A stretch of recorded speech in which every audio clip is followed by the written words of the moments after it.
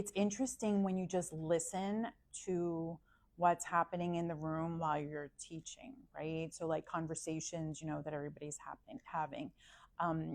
Just this week, a couple of things came to mind. So I had a kids class. They're really little. They're 5 and 6 years old, and we were working with oil pastels.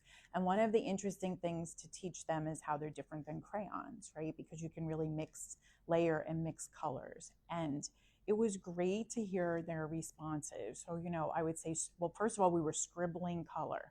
So they were all saying, this is so much fun, right? They didn't have to stay in between the lines. So we would scribble down some red, and then we would put down some blue, and I hear, oh my goodness, I have purple. Look at this, it's purple. And then we'd add white, and it would change it. And I just saw like joy, right? So, and this was just happening, like I wasn't asking for a response, it was just in conversation.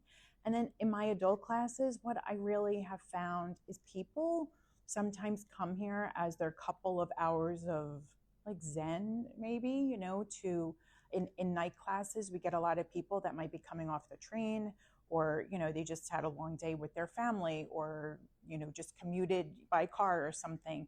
And this is their time where they're kind of forgetting about it and taking time for themselves, And I find, if I'm home and I have an area to work in at home, in that 2 hours or 2.5 hours, I will be, being distracted, right? Who's coming in the house, the laundry, the dinner has to be cooked or something. And I love seeing people when they're dedicating 2.5 hours or maybe a whole day on a weekend to making their art, because when you're in this creative atmosphere, it just helps the creative juices flow, and you get to see maybe what other people around you are doing. It stimulates ideas.